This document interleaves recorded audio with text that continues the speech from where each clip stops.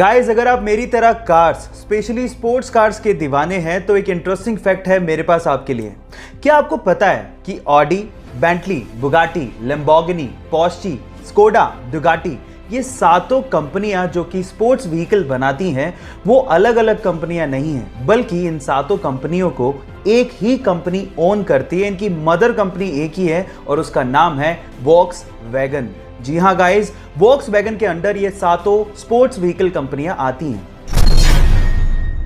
Guys, अक्सर आप लोगों ने स्कूल की किताबों में पढ़ा होगा या आपको पढ़ाया गया होगा कि बल्ब का आविष्कार थॉमस एल्वा एडिसन ने किया था, लेकिन एक्चुअल में ये फैक्ट गलत है, ये सच नहीं है।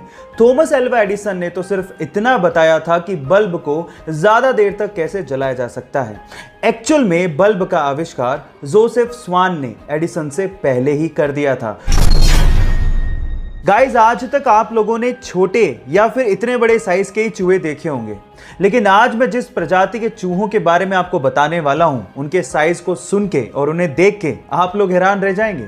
जी हां गाइस, साउथ अमेरिका के ब्राजील में चूहों की एक प्रजाति पाई जाती है जिसका नाम है कैपिबैरा, और इस प्रजाति के चूहे लगभग 1 से 1.5 मीटर लंबे होते हैं। जी आप ठीक सुन रहे हैं, 1 से 1.5 मीटर लंबे, और उनका वजन लगभग 60 से 65 केजी होता है, एक सामान्य इंसान के ऑलमोस्ट बराबर।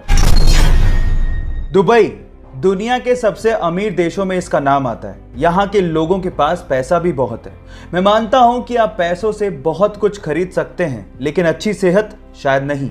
जहां एक और दुबई का नाम सबसे अमीर देशों में आता है, वहीं इसी देश का नाम सबसे मोटे लोगों की देशों की सूची में भी ऊपर है।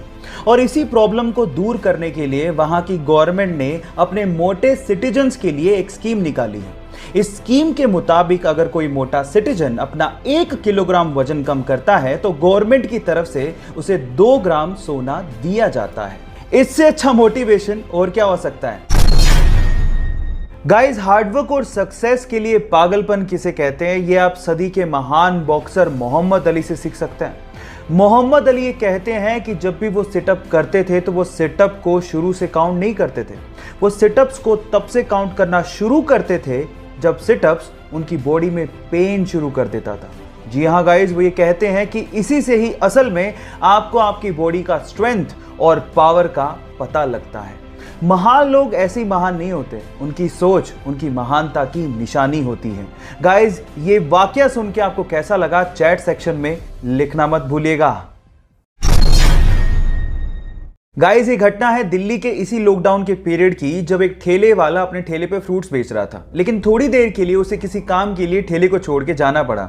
लेकिन उसके बाद जो हुआ वो बहुत ही अजीब था। आसपास के लोग जो वहां से गुजर रहे थे, ठेले को अकेला पाके उसे लूटना शुरू कर दिया। और इसमें सिर्फ गरीब लोग नहीं थे, मिडिल क्लास लोग भी अपने हेलमेट में वो फ्रूट्स को डाल डाल के लूट के लेके जा रहे थे। और इसी चक्कर में उस फ्रूट वाले को लगभग 30,000 रुपए का नुकसान भी हुआ।